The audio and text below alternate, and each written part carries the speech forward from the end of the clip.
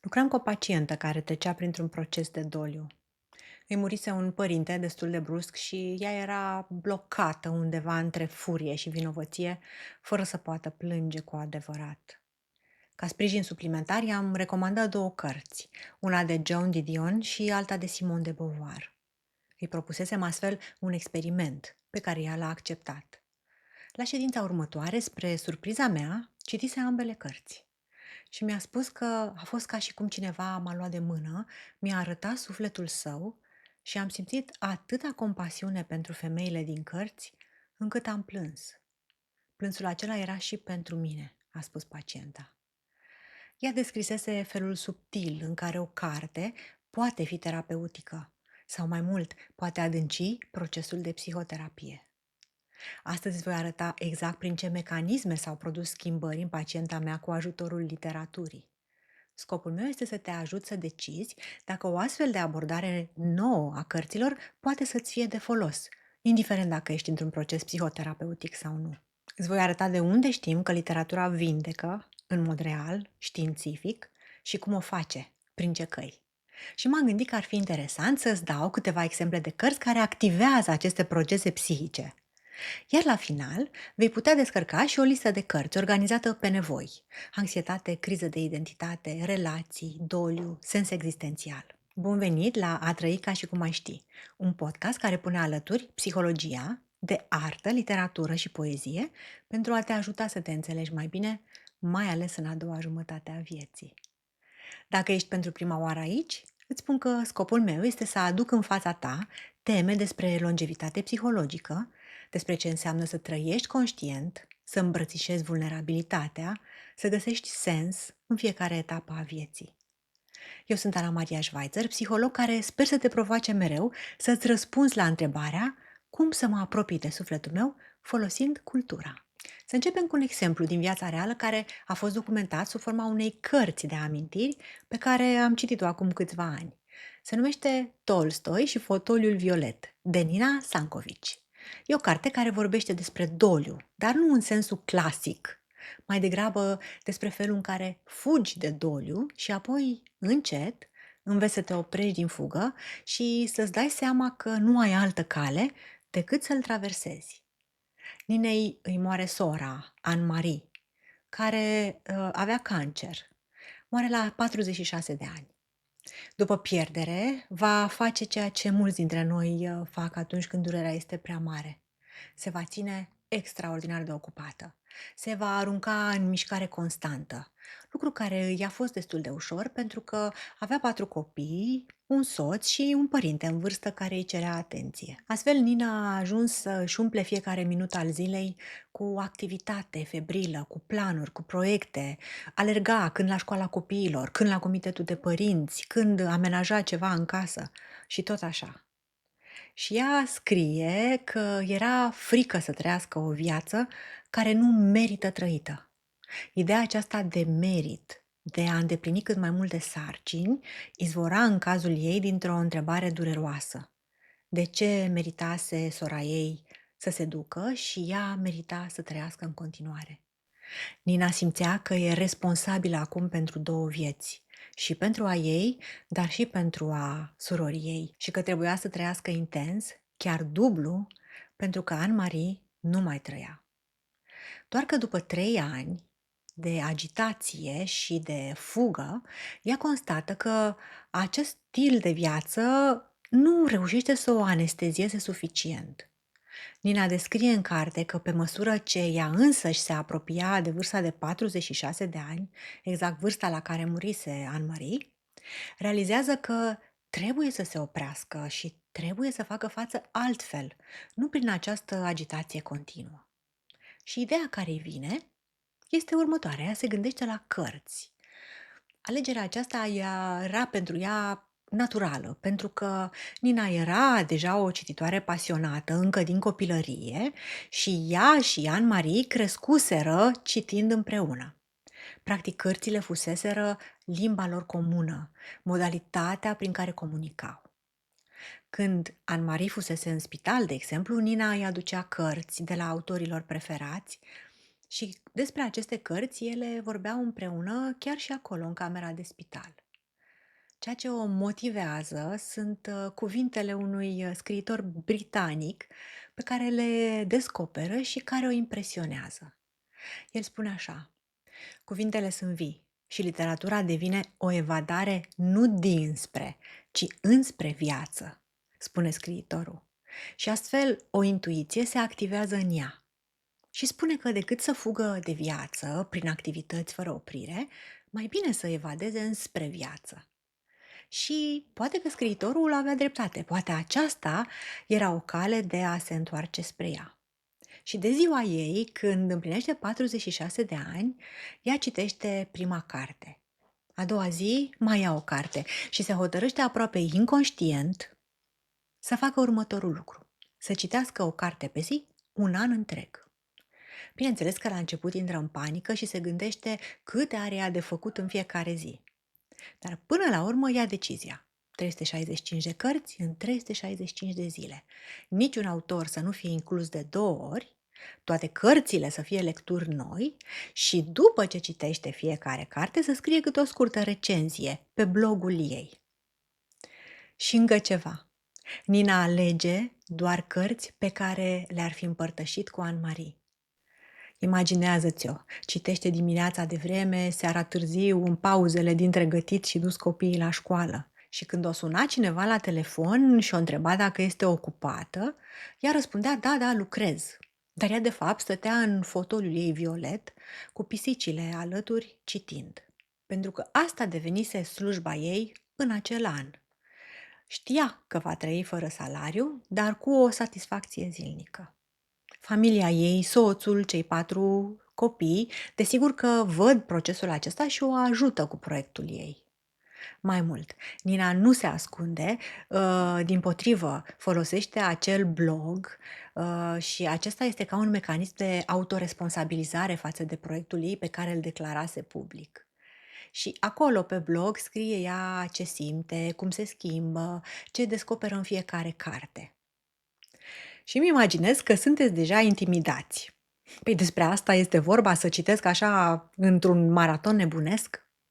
Dar eu vreau să-ți arăt din experiența ei extremă că, da, acest proiect nu e pentru oricine, că ea s-a angajat într-un proces de transformare.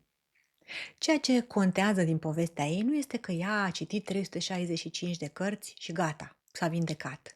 Ar fi destul de convenabil să funcționeze așa. Dar aș vrea să reușesc să explic de ce ceea ce s-a întâmplat ea a presupus o transformare invizibilă. Pentru că Nina spune că lectura intensă m-a scos din adâncurile tristeții și mi-a arătat că nu eram singură. Scriitorii pe care îi alegea îi împărtășeau viziunile lor despre lume și o aduceau într-un loc unde putea vedea viitorul în timp ce își amintea trecutul ei. Iată un exemplu. La un moment dat citește o frază într-o carte de Tatiana Soli. Era greu să crezi că după ce atât de mult îți fusese luat, atât de mult încă îți putea fi dat. Iar această frază o contrariază, dar o și marchează profund, pentru că ușor, ușor începe să accepte ideea că după pierdere încă poți primi și că viața încă îți poate oferi ceva. Și ajunge să scrie ceva foarte frumos. Viața e grea, nedreaptă, dureroasă, dar viața îți va oferi întotdeauna, garantat, fără îndoială, momente neașteptate de frumusețe, bucurie, dragoste și acceptare. Dacă putem recunoaște aceste momente și ne putem agăța de ele, supraviețuim și chiar prosperăm. Iar când împărtășim frumusețea, speranța renaște. La sfârșitul anului, ea scrie pe blogul său: anul acesta s-a încheiat. M-am vindecat sufletește, chiar și fizic, dar fotoliul meu violet rămâne. Voi reveni la el mereu. Atâtea cărți încă mă mai așteaptă. Atâta fericire rămâne încă nedescoperită. Ce s-a schimbat la Nina? Că doar nu spun că și-a uitat sora. Nina ne mărturisește că durerea nu îi dispăruse, evident, însă a învățat să coexiste cu această suferință și a găsit alinare pentru tristețe, sub forma amintirilor curate, liniștite despre sora ei. Și a simțit că s-a apropiat de vindecare atunci când s-a concentrat mai mult pe a recunoaște viața Anei, nu doar pe moartea ei și pe ceea ce ea nu mai apucase să trăiască. Practic, Nina reușise să transforme din dicton în experiență ceea ce îi spusese tatăl ei odată, un lucru pe care atunci nu-l înțelesese. Nu căuta să obții fericirea. Viața însăși este fericirea. Prin cele 365 de cărți, Nina și-a traversat durerea în compania altora care au trecut prin lucruri similare, descoperind cum cuvintele sunt martori ai vieții, că ele înregistrează ce s-a întâmplat și fac totul mai real. Înainte să mergem mai departe, vreau să mă opresc la o obiecție pe care am primit-o după un episod anterior, cel despre cititul intensiv, episodul despre metadezvoltarea minții, pe care dacă nu l-ați ascultat, îl veți regăsi în linkul din descriere. Un ascultător m-a întrebat ce părere am despre ideea că citind nu face altceva decât să bagi și mai multe gânduri acolo unde există deja foarte multe. Și că acele gânduri, evident, nu sunt ale tale, ci sunt ale altora. Nu ar fi mai bine să reducem solicitarea prin reducerea numărului și intensității gândurilor? Desigur că este o obiecție legitimă, care mi-a venit în minte în timp ce revedeam povestea Ninei. Creierul nostru este supra-solicitat și noi toți trăim într-un zgomot informațional continuu. Adăugarea mai multor gânduri, chiar și din cărți, poate părea contraintuitivă, mai ales când vorbim despre vindecare sufletească. Până la urmă, Nina nu înlocuise agitația continuă a sarcinilor externe cu o agitație continuă reprezentată de maratonul acesta literar, dar cred că aici este o distinție esențială pe care aș putea să o fac. Și aici mă sprijin de ceea ce spunea faimosul filosof John Locke. El scria că lectura îți furnizează doar materialele cunoașterii, nu și cunoașterea în sine. De aceea există diferență între a ști și a cunoaște. Gândirea este deci cea care transformă ceea ce ai citit în ceva al tău. Evident că cititul mecanic, cel în care înghiți pagini și aduni informații, da, acela adaugă zgomot peste zgomot. Dar cred că cititul despre care vorbesc astăzi, cel terapeutic, contemplativ, nu introduce gânduri străine în minte, ci mai degrabă îți activează propriile gânduri, le scoate la suprafață și le dă formă. Diferența e ca între a asculta zgomotul unor voci pe stradă și a purta o conversație cu sens. Nina Sankovici nu s-a apucat de proiectul cu cele 365 de cărți ca să adune informații și să se simtă amorțită mental și să nu mai gândească și să simtă. Ea putea la fel de bine să continue să alerge de colo-colo pentru familia ei. E atât de ușor când ești mamă a 4 copii, nu? Dar ea a citit ca să stea cu suferința ei în compania altora, care traversaseră experiențe diverse și care îi relativizau și îi puneau sub o altă perspectivă propriile trăiri. Ea citea ca să găsească cuvinte pentru ceea ce simțea, nu ca să adauge gânduri noi peste ceea ce avea deja. Deci când noi, oamenii obișnuiți, nu cei care devorează o carte pe zi, ci cei care citesc în alt ritm, vorbim despre ceea ce se numește biblioterapie, ne referim la cititul lent, contemplativ, cu pauze de gândire după. Accentul cade nu pe acumulare, ci pe transformare și găsire de sens.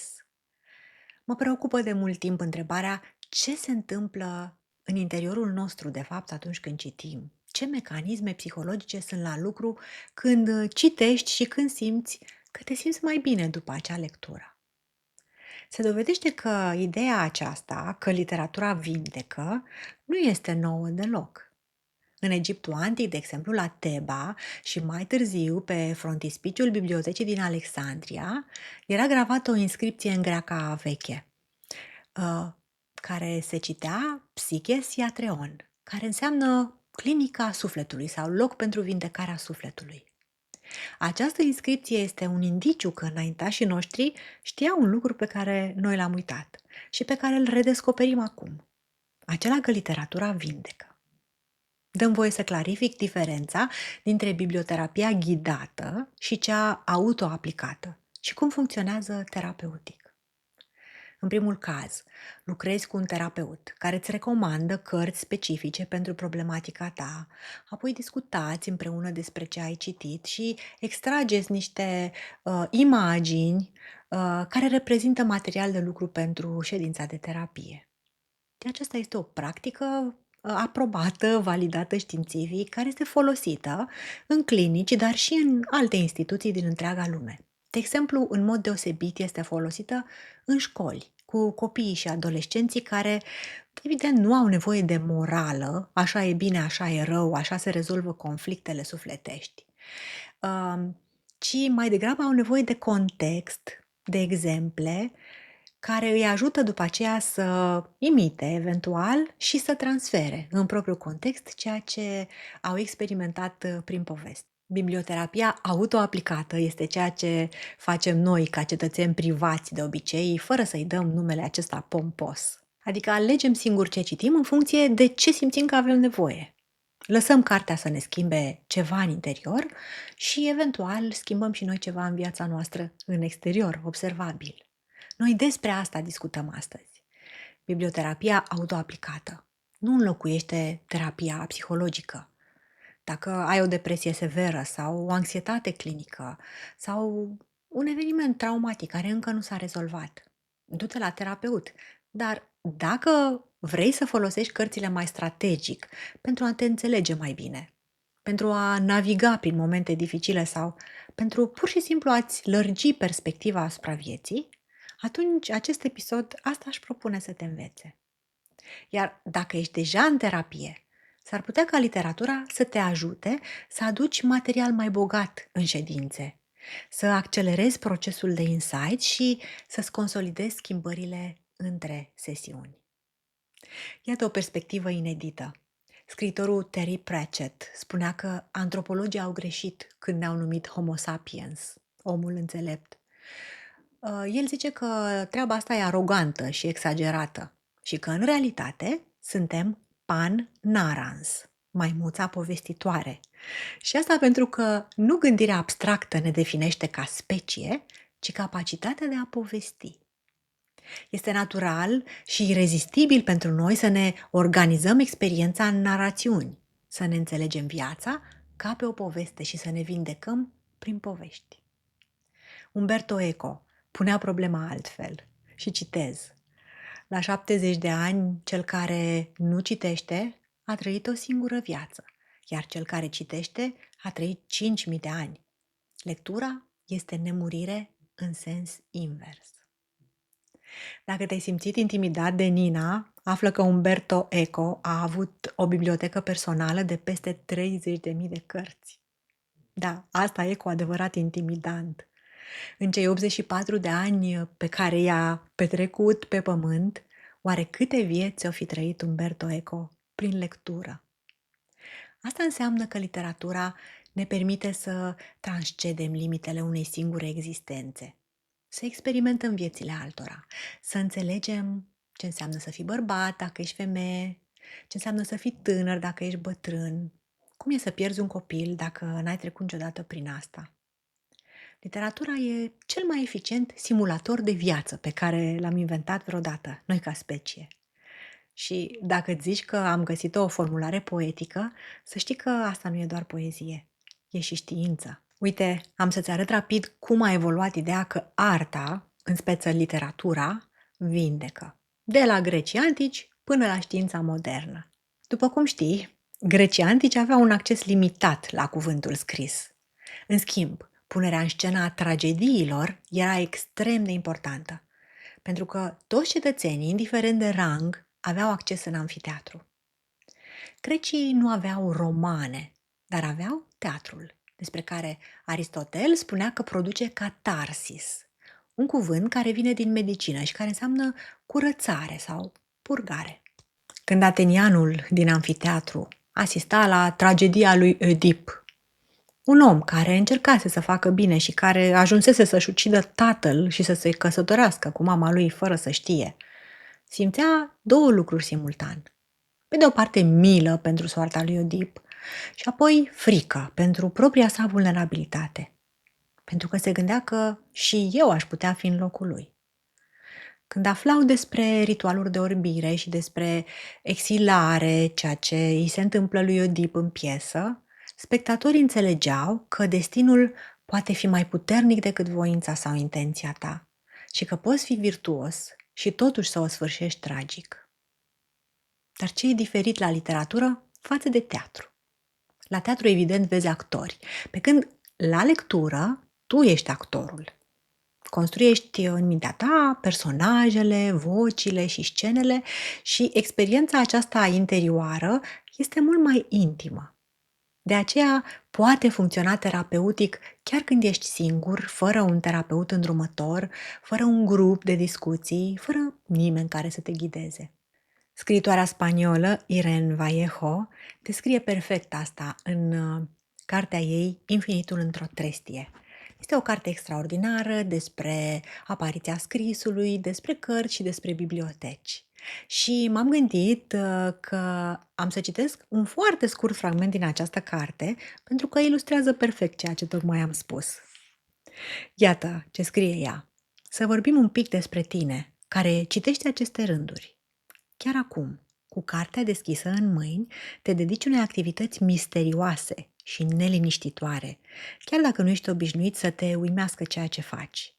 Gândește-te bine. Stai liniștit, parcurgând cu privirea șirurile de litere care pentru tine au un sens și îți comunică idei independente de lumea care te înconjoară în acest moment. Te-ai retras, ca să spunem așa, într-o cameră interioară, în care îți vorbesc persoane absente, adică fantasme vizibile numai ție. În cazul de față, eul meu spectral. Și unde timpul trece în funcție de interesul sau de plictiseala ta. Ai creat o realitate paralelă, asemănătoare unei iluzii cinematografice, o realitate care depinde numai de tine. În orice moment poți să-ți îndepărtezi privirea de la aceste paragrafe și să participi din nou la acțiunea și mișcarea din lumea ta exterioară. Dar între timp rămâi la marginea ei, acolo unde tu ai ales să te afli. Toate acestea au o aură aproape magică. Aceasta este ceea ce face lectura. Creează o cameră interioară în care te întâlnești cu persoane absente, personaje care trăiesc doar în text, cu autori morți de secole, nu e cazul aici, dar și cu versiuni ale tale pe care nu le-ai cunoscut încă. Și cred că în această cameră interioară, care este protejată, care este intimă, se întâmplă ceva terapeutic. Un om care a înțeles asta foarte bine este psihiatrul Irvin Yalom. El a scris prin anii 80 un tratat teoretic masiv numit Psihoterapie existențială, în care abordează cele 4 mari teme cheie ale condiției umane: moartea, libertatea, izolarea și lipsa de sens. Am mai vorbit despre asta și revin mereu pentru că sunt niște teme foarte importante. Tratatul acela este o carte densă, evident academică, de o valoare științifică extraordinară, dar o carte grea. Puțin pacienți ar citi-o și, chiar dacă ar citi-o, ce să facă cu informația? Așa că Yalom a făcut ceva neașteptat. A scris romane. De exemplu, Plânsul lui Nietzsche. Este o carte despre originile psihoterapiei și îl aduce în prim plan pe Friedrich Nietzsche, despre care știm că la 44 de ani a avut o cădere nervoasă din care nu și-a mai revenit. În această carte el devine pacientul faimosului psihiatru Breuer și ajunge să își înțeleagă mai bine cele 2 teme care îl obsedau din cele 4 enumerate mai devreme: libertatea și moartea. Sau Yalom a mai scris un roman foarte interesant, Soluția Schopenhauer, despre un terapeut muribund care își reactivează un grup de terapie pentru a-și petrece ultimele luni de viață ajutându-i pe alții. De ce a ales Yalom ficțiunea? De ce ne-a prezentat doar studii de caz, cum au mai făcuse prin cărțile lui? Pentru că, spune el, ficțiunea te face să simți, nu doar să înțelegi. Adică teoria îți spune ceva de genul moartea e inevitabilă, dar ficțiunea te pune față în față cu un personaj care moare și îți arată cum e să trăiești cu conștiința acestui fapt. Teoria ne spune că izolarea existențială este parte din condiția umană, dar ficțiunea ne arată un om însingurat într-o cameră și te face să simți golul din adâncul sufletului lui. Cărțile lui Yalom sunt traduse în multe limbi, inclusiv în limba română, și au fost citite de milioane de oameni de-a lungul timpului. Evident, un număr mult mai mare de cititori decât pentru tratatul lui de psihoterapie. Prin urmare, literatura îți dă astfel acces la interiorul minții al cuiva. Îi auzi monologul interior, fluxul de conștiință. Începi să-i cunoști îndoielile, justificările, și această scufundare în mintea altcuiva, mult mai profund decât o poți face în viața reală, este un aspect pe care aș vrea să-l descifrăm împreună. Cum se întâmplă asta de fapt? Iar întrebarea asta ne duce către știință. În ultimii 20 de ani, cercetătorii au încercat să măsoare ce se întâmplă în creier și în comportament când citești ficțiune. Și au descoperit niște lucruri fascinante. Iată, de exemplu, doi cercetători din Olanda, Bal și Verkamp, au făcut prin 2013 un experiment destul de simplu aparent, dar foarte revelator. Ei au împărțit grupul de persoane incluse în studiu în trei categorii. Unii care au primit să citească ficțiune, alții care aveau de citit non-ficțiune și alții care erau considerat grup de control. Deci ei nu citeau nimic. După o săptămână, toți au fost testați pentru empatie și rezultatele au fost interesante.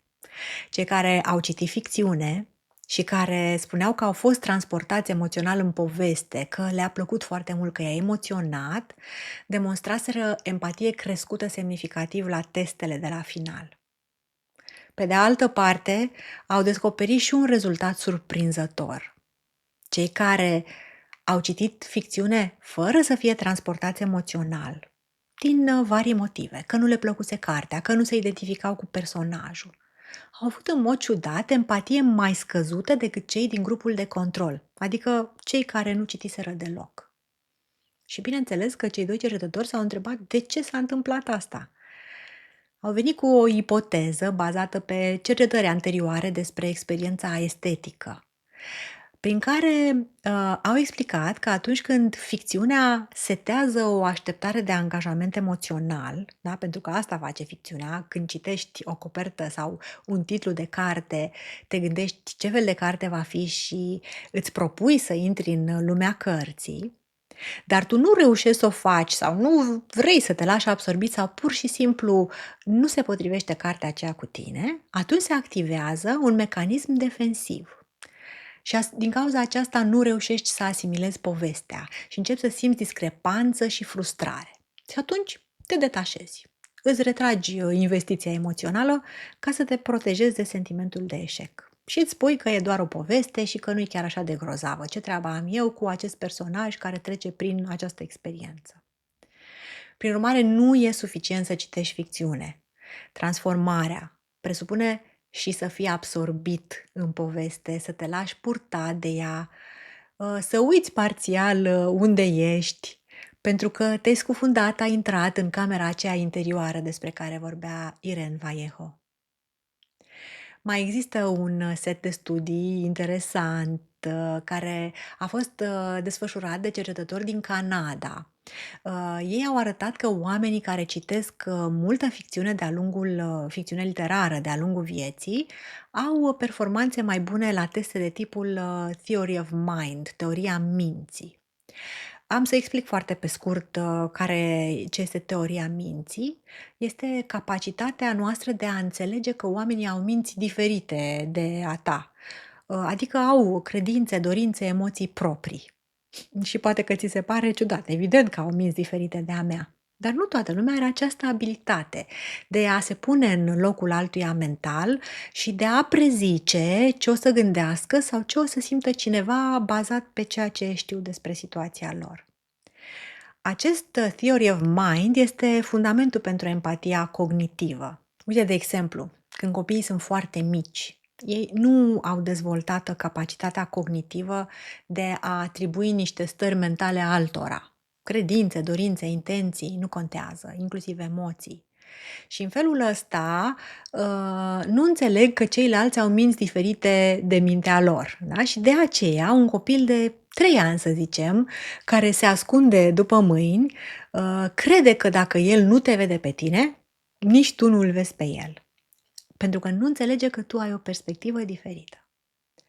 În jurul vârstei de 4-5 ani, copiii încep să înțeleagă, că altcineva poate crede ceva diferit, de realitatea pe care o percepe el sau că poate simți ceva diferit de el. Și ce e fascinant este că ficțiunea literară antrenează această capacitate și la adulți, chiar dacă ei sunt deja dezvoltați cognitiv. Citind, te pui constant în locul personajelor și încerci să înțelegi de ce fac ele ceea ce fac, ce cred ele despre lume, chiar dacă e complet diferit de ceea ce crezi tu. Deci este un exercițiu constant de alternare a perspectivelor. Acum să nu crezi că este nevoie să citești neapărat romane fluviu sau serii lungi de cărți.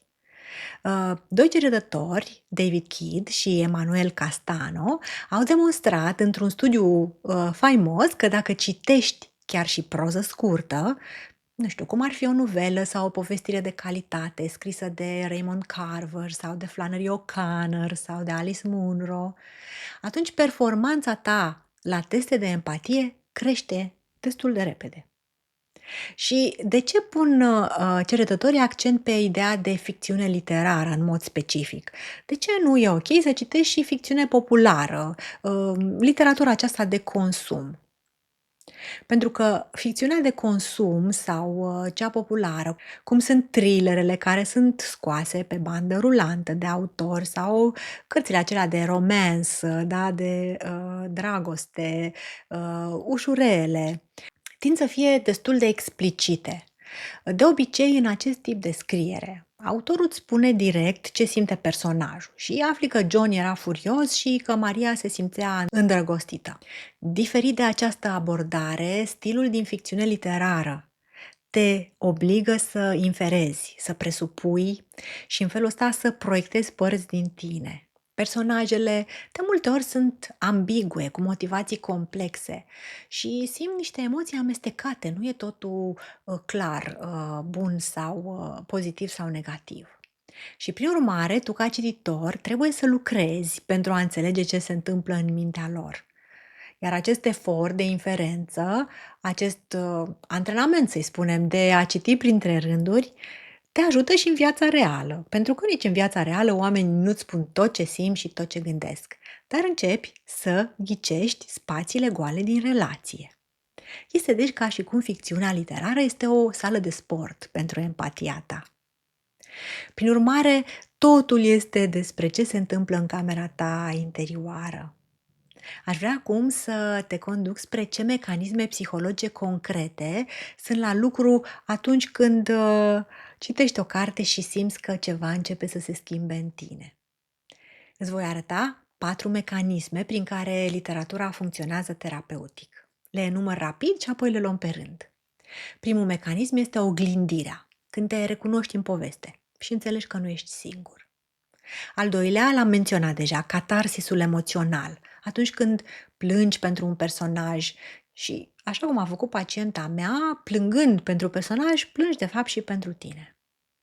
Al treilea este simularea socială, adică îți antrenezi empatia în siguranță, fără riscul vieții reale. Și ultimul este cel referitor la descoperirea strategiilor de coping, adică strategiile de adaptare, când personajele devin modele concrete de reziliență. Primul mecanism vizează oglindirea și șocul recunoașterii de sine în poveste. Să-ți dau un exemplu concret. Dacă ai crescut cu un părinte absent, fie el fizic sau emoțional, și încerci să înțelegi cum te-a marcat această absență, există o carte care arată exact cum arată singurătatea transmisă de la o generație la alta. Se numește Inventarea singurătății și e scrisă de Paul Auster.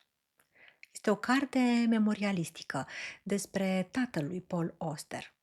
Este un om rece, distant, pe care scriitorul, Paul, simte că nu îl înțelege. Și cartea se deschide cu momentul în care Paul, ca adult, află că tatăl său a murit brusc și, scriitorul începe să investigheze. Cine a fost omul ăsta? De ce a fost așa? Și încet, încet realizează că tatăl lui fusese singur, toată viața lui, pentru că propriul său tată, bunicul lui Paul, murise când, era copil. Ce ai putea să iei din cartea asta este descoperirea că absența părintească nu este cauzată de copil, că absența lui nu are nicio legătură cu tine sau cu măsura în care tu meriți sau nu să fii iubit. Paul Auster descoperă că tatălui moștenise o absență în relațiile lui și, înțelegând asta, a putut să se vindece de întrebarea ce a fost în neregulă cu mine, pentru că răspunsul era că nimic, nu greșise cu nimic. Și, de fapt, nu fusese niciodată vorba despre el, așa cum poate fusese convins destul de mult timp. Sau, dacă ești în criză de identitate, dacă nu știi cine ești cu adevărat sub toate rolurile pe care le joci, există cartea Demian de Hermann Hesse, care îți arată lucruri foarte interesante despre procesul de individuație cu ajutorul unui personaj pe nume Emil Sinclair. Cartea începe cu copilăria idilică a lui Emil Sinclair, a cărui viață de elev se întunecă brusc când devine victimă a unui bătăuș. Și apare Demian, un coleg mai în vârstă, care, evident, este mai isteț, mai înțelept chiar și apare ca un fel de salvator.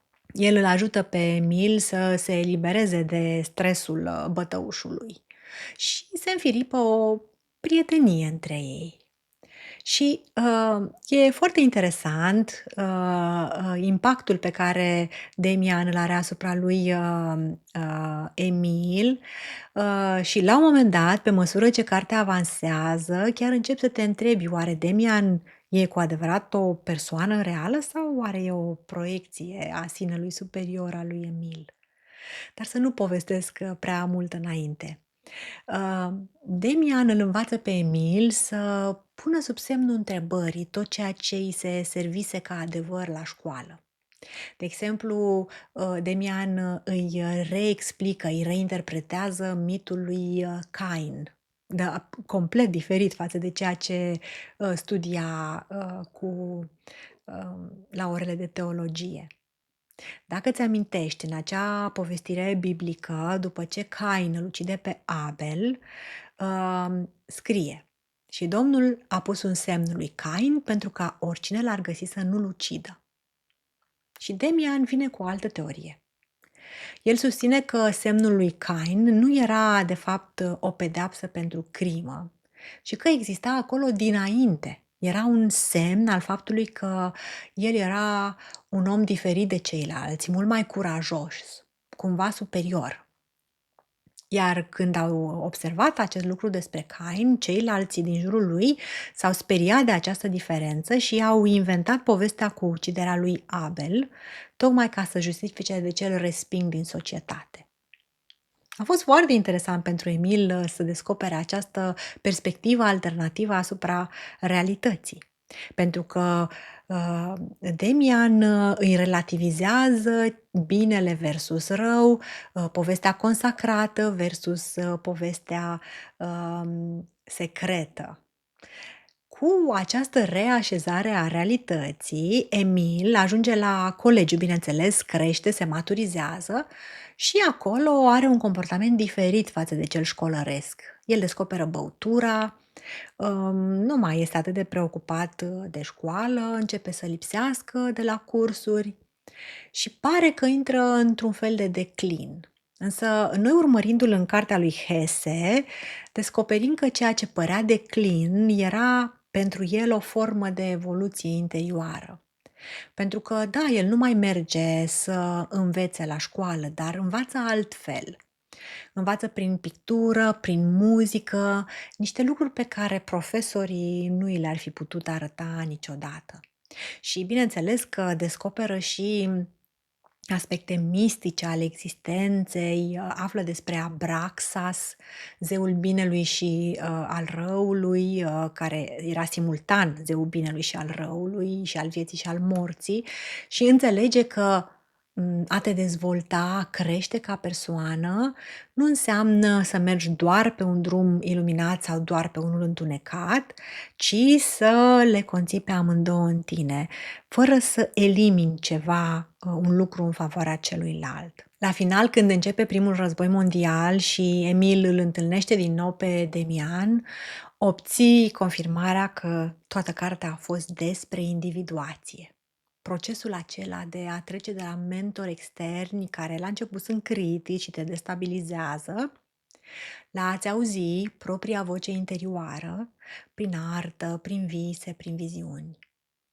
În concluzie, această carte îți poate arăta că ai voie să fii contradictoriu și că ești un amestec de lumină și de întuneric. Individuația, ca proces, nu este o alegere între bine și rău, ci înseamnă să îmbrățișezi totalitatea ta, urcând mereu în cerc, mereu în sus, ca pe o spirală.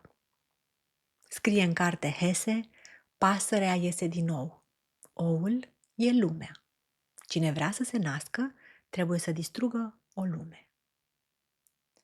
Al doilea mecanism este înțelegerea emoțională urmată de catarsis emoțional, care este altceva evident față de înțelegerea rațională. Atunci când plângi pentru suferința personajului, când îi simți furia și îi trăiești durerea, de fapt, spuneam că plângi și pentru tine, dar într-un context sigur și controlat. Ca să ilustrez, îți vorbesc despre Joan Didion și cartea ei Anul Gândirii Magice. Am mai amintit-o și cu alte ocazii. Este o carte despre doliul ei după soț, care a murit la cină din cauza unui infart și care a dispărut într-o secundă. Și după pierderea soțului, scriitoarea se cufundă în tot felul de lecturi medicale, deși ea se ocupa de jurnalism, de scenarii, de cu totul alt domeniu, acum citește numai studii, compendii medicale, jurnale de specialitate pe care, evident, nici măcar nu le înțelege cu adevărat. Dar în carte ea ne arată cum caută disperată o explicație și vrea să afle, oare s-ar fi putut face ceva pentru ca inima lui John să nu se oprească? Uh, Se întreabă, oare putea echipajul de pe ambulanță să-l salveze dacă ar fi procedat diferit? Și ea scrie în această carte că, amintindu-mi asta, îmi dau seama cât de receptivi suntem la mesajul insistent că am putea evita moartea și la corespondentul punitiv, mesajul că dacă moartea ne ajunge, noi suntem singurii de vină. Dar evident că această strategie ne arată ea că nu duce nicăieri, pentru că durerea ei constantă îi transformă întreaga realitate. Un singur om dispare de lângă tine și întreaga lume s-a golit, dar nu mai ai dreptul să o spui cu voce tare. Acestea sunt cuvintele lui Philip Arie despre această stare în una dintre cărțile pe care Joan Didion le-a studiat și care se numește Western Attitudes Toward Death, adică atitudinile occidentalilor față de moarte. Didion trăiește un an întreg într-o stare pe care o numește gândire magică. Acea convingere irațională pe care nu reușește să o domolească, că dacă păstrează lucrurile soțului, dacă nu-i aruncă pantofii și halatul de pe pat, cumva el se va întoarce. Ea scrie cu mare luciditate despre universalitatea pierderii, la care nu ne gândim până când nu suntem forțați să o trăim. Ea notează așa: doliul are rațiuni urgente, chiar și o nevoie urgentă pentru autocompătimire. Soții pleacă, soțiile pleacă, au loc divorțuri, dar acei soți și acele soții lasă în urmă rețele intacte de asociații. Doar supraviețuitorii unei morți sunt cu adevărat lăsați singuri. Legăturile care le-au construit viața, atât cele profunde, cât și cele aparent insignifiante, au dispărut. Și vreau să-ți împărtășesc și perspectiva lui C.S. Lewis, care a scris ceva similar după moartea soției sale. Am să citesc un citat în care, în locul numelui soției sale, este trecută litera H, pentru că prima oară Lewis nu s-a semnat cu numele lui real și a protejat astfel și numele soției sale. Iată ce a scris. Doliul se simte ca suspansul. Vine din frustrarea atât de multor impulsuri care au devenit aproape obișnuințe. Gând după gând, emoție după emoție, o aveau pe H ca destinatar. Acum ținta lor a dispărut. Din obișnuință, tot potrivesc săgeata în arc, apoi mi-amintesc că trebuie să las arcul jos. Atât de multe drumuri duceau la H. Acum este o graniță imposibil de trecut. Atât de multe fundături. E clar că și aceasta este o carte foarte dureroasă, ca și cea numită Anul Gândirii Magice. Ce iei tu ca cititor dintr-o astfel de carte? Poate că înveți că doliul e haotic, că îți arată că viața nu are sens, simți că nu are sens și asta e ceva normal. Îți demonstrează că nu trebuie să fii puternic sau puternică, că nu trebuie să fii demn, că poți să fii dezorganizat, că n-ai de ales decât să ai o gândire irațională, magică, cum o numește Didion, că poți să-ți consumi energia citind compendii medicale fără să înțelegi mare lucru din ele, căutând un vinovat pentru pierderea ta. Prin astfel de cărți te poți simți validat în tot haosul acesta, pentru că îți arată cum e doliul, chiar dacă, evident, nu există două experiențe la fel. Totuși, toate au ceva comun. Această suferință care trebuie traversată. Sau schimb acum registru. Să ne gândim că ai o relație complexă, ambivalentă cu un părinte. Îl iubești, dar în același timp te-a rănit și a trebuit să fii cu el într-o suferință finală. Simone de Beauvoir, în cartea O moarte foarte ușoară, îți poate arăta cum și-a trăit ea ambivalența față de mama sa atunci când aceasta era în fața morții. Titlul acesta, O moarte foarte ușoară, vine dintr-o expresie folosită de o asistentă medicală după ce mama lui Simon, Françoise, murise. Și ea le spune fetelor, a fost o moarte foarte ușoară. Și Simon se întreabă, oare chiar există așa ceva sau este doar un mit? Ceva care este spus mai degrabă pentru a-i alina pe cei rămași în viață și în realitate nu descrie o stare de fapt. Pentru cel care trece prin experiență, cartea aceasta sugerează că plecarea liniștită și împăcată e mai degrabă excepția decât regula. Și de aceea cred că Beauvoir a deschis cartea cu versurile faimoase ale lui Dylan Thomas. Să nu pășești smerit spre noaptea mare, ci ardă-ți bătrânețea cu larmă la apus. Ridică-te împotriva luminii care moare. Mama ei moare de cancer, dar își dorește până la final să mai trăiască. Beauvoir scrie la un moment dat după pierdere și descrie ultimele săptămâni când viața lor efectiv se mutase în spital, când tot Parisul se micșorează la spațiul interior al salonului. Cafenelele și magazinele pline de strălucire pe care le frecventa în mod obișnuit îi devin lui Simon străine. Le vede într-o zi din taxi și se simte atât de departe de ele, pare că sunt dintr-o altă realitate. Și ea ne arată ceva pe care îl putem recunoaște și în noi, că atunci când lumea întreagă se reduce la spațiul spitalului, viața se transformă într-un joc al minciunilor frumoase, al deciziilor disperate, iau sau nu iau decizia de a opera, iau sau nu iau decizia de a fi de acord cu un anumit tratament. Și, de asemenea, este un joc al conștientizării acute că fiecare clipă e neprețuită. Simon conștientizează că această femeie pe care o judecase toată viața ei, pentru că o considera convențională, oarecum limitată, cu care avusese o relație câteodată frustrantă, este în același timp fragilă, umană și demnă de compasiune, chiar de milă simte ea. Acele săptămâni finale de viață, într-un context diferit, nu rezolvă relația Simon-mama, dar o schimbă.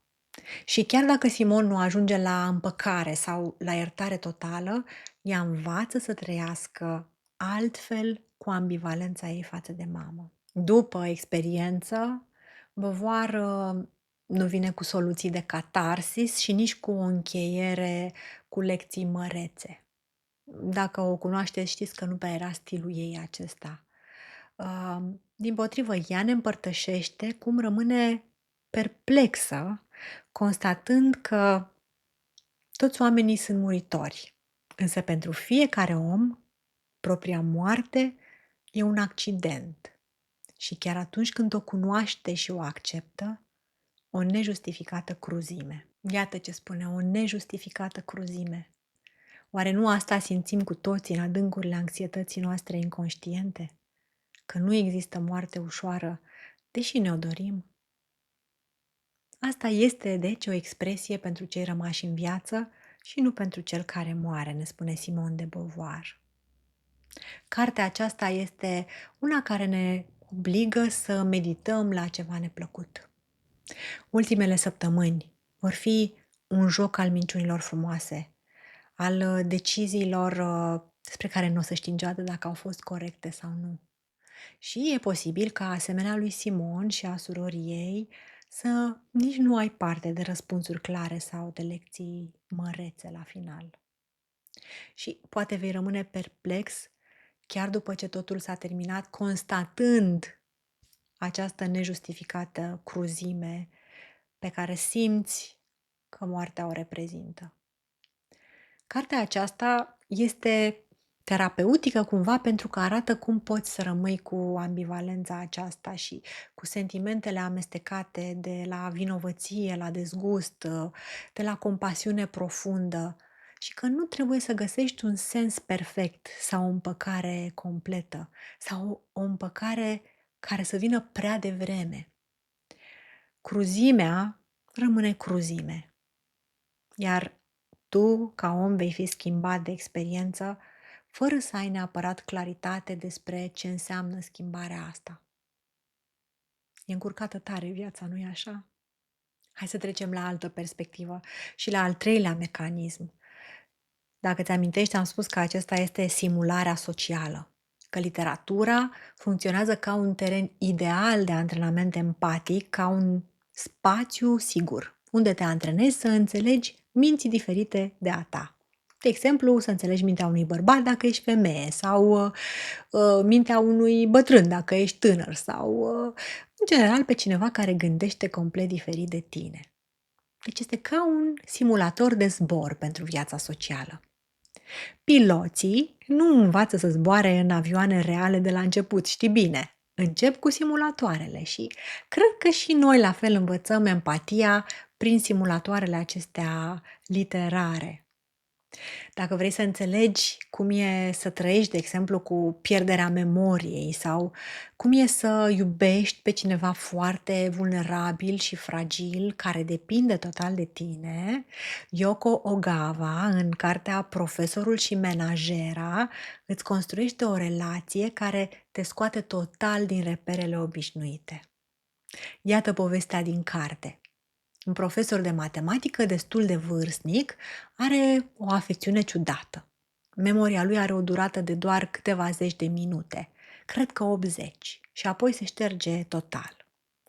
Tot ce se întâmplă după acest interval îi dispare din memorie și el trăiește singur, însă primește ajutor pentru treburile gospodăriei.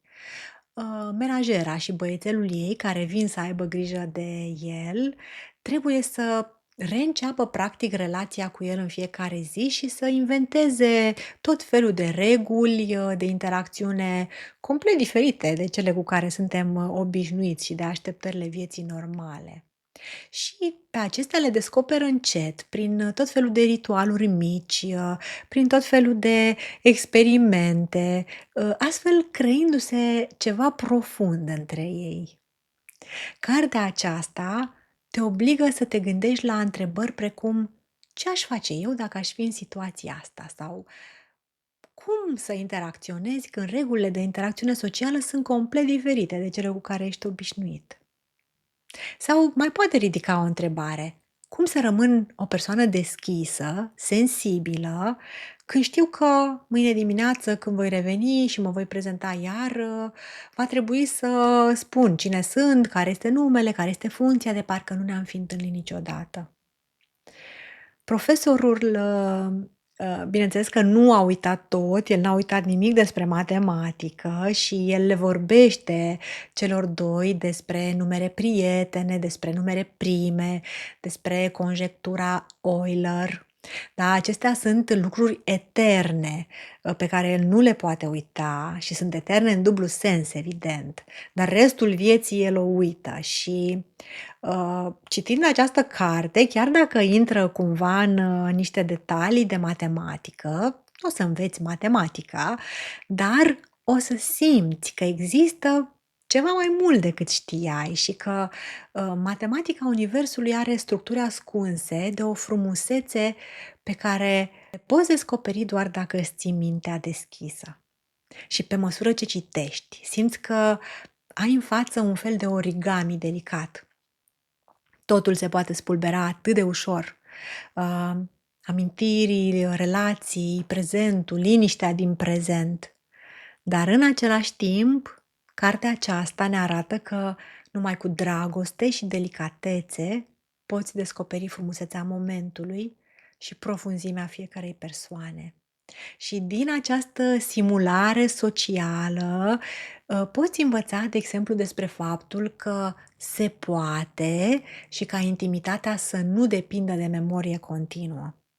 Practic exersezi imaginar alături de personaje cum poți să construiești o conexiune profundă, chiar și în situațiile acestea cu repetiție, cu improvizare și chiar cu limitare severă. Prietenia, respectul, răbdarea și compasiunea ne demonstrează această scriitoare că nu au nevoie de amintiri permanente, dar au nevoie de prezența autentică în fiecare moment. Iată, o carte simplă. Un bătrân, un băiețel și o menajeră îți arată că grija poate să fie și altfel decât un sacrificiu epuizant atunci când este oferită cu delicatețe și că relațiile pot fi originale și frumoase chiar și când regulile normale nu mai funcționează. Și astfel am ajuns la al 4-lea mecanism, cel care îți oferă strategii concrete de a face față unor probleme atunci când personajele devin modele. Așa a trecut el prin asta. Poate că așa voi putea și eu.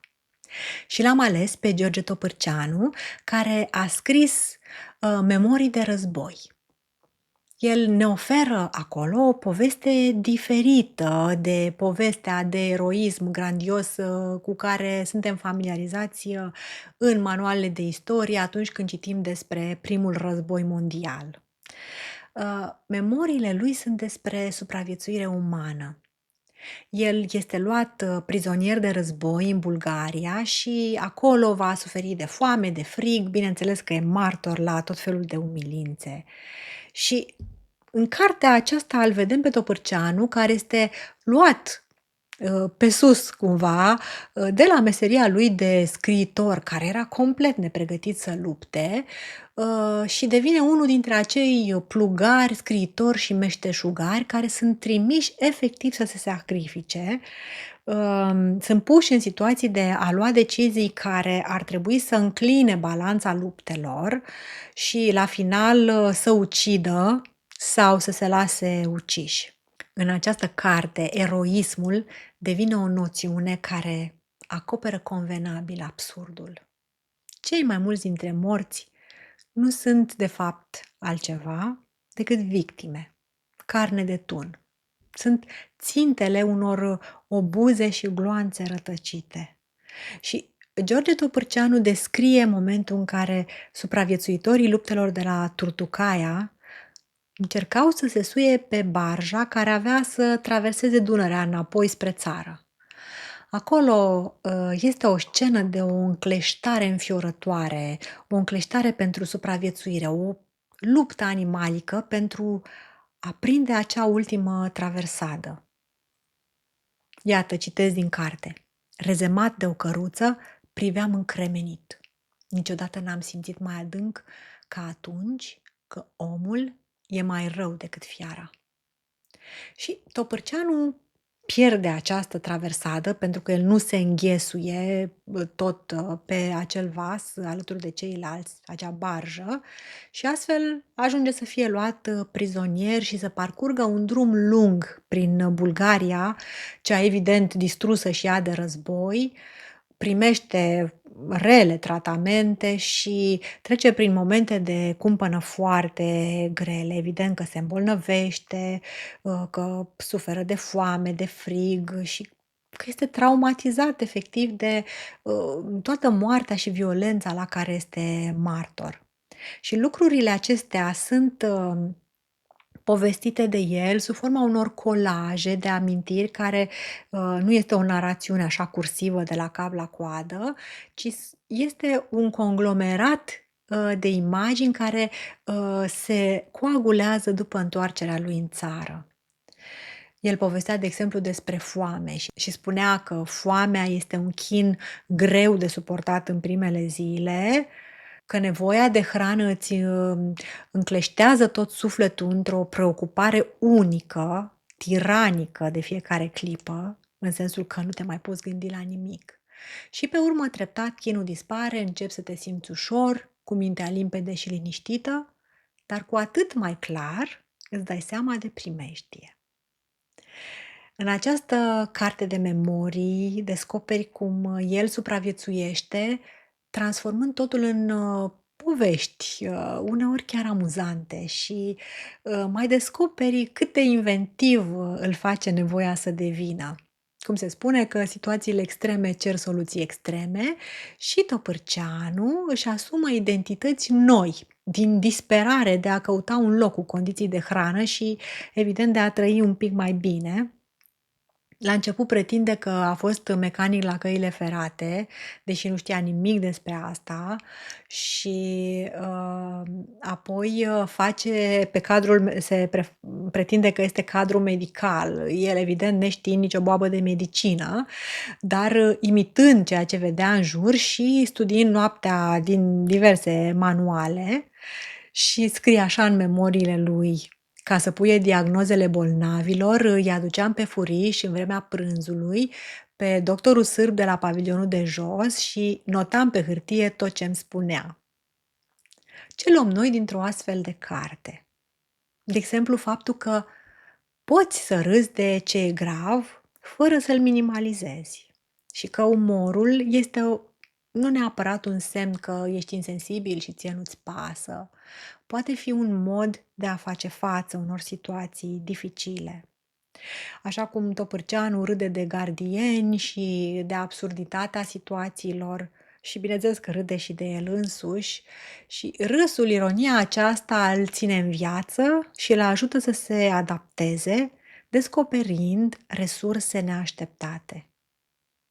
Mai sunt multe cărți despre care mi-ar plăcea și mi-aș dori să-ți vorbesc, dar sunt convinsă că prin aceste exemple vezi deja cum ne pot modela cărțile și cum ne pot ajuta să traversăm perioade dificile, fie ele sufletești, cum ar fi un doliu, fie externe, cum ar fi un război sau o boală. Iată cum ficțiunea, cuprinzând complexitatea vieții și a situațiilor, este astfel un ecran perfect pentru complexitatea vieții tale. Să ne întoarcem la pacienta mea de la începutul episodului, cea care primise 2 cărți de la mine și veni să spun că plânsese pentru personaje și pentru ea însăși. La câteva luni după acel moment mi-a povestit că, deși nu mai citise de ani de zile, acele 2 cărți dureroase îi redeschiseseră apetitul pentru citit. Și seara, după ce culca copiii, își făcea puțin timp pentru ea și o carte. Găsise astfel un mic punct de sprijin suplimentar în viața ei tumultoasă. Asta face literatura când o folosești terapeutic. Este un asistent al reașezării gândurilor și emoțiilor tale alături de oameni pe care nu i-ai cunoscut niciodată, da? Ca Didion, Beauvoir, Hesse, Topârceanu sau Ogava. Oameni care, pe de altă parte, pare că te-au cunoscut ei pe tine puțin. Mai sunt, desigur, mulți alți scriitori, pe cei pe care i-am descoperit eu, i-am inclus în materialul suplimentar pe care îl poți descărca din descrierea episodului. Dar și tu sunt convinsă că îți vei face propria selecție.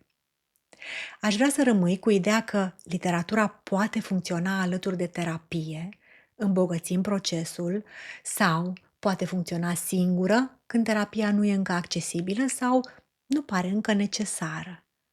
Mi-ar plăcea să îmbrățișez această cale ca pe un instrument complementar, cu propriile sale puncte tari și puncte slabe.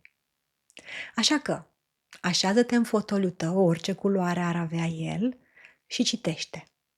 Și lasă cartea să facă ce știe ea să facă de mii de ani. Să îți arate că nu ești singur, că altcineva a simțit asta ca și tine și că există o cale înainte. Acesta a fost episodul de astăzi. Îți mulțumesc că ai ajuns până aici și că poate vei trimite acest episod și celor care ar putea avea nevoie de el. Până data viitoare, să ne citim sufletul și în cărți.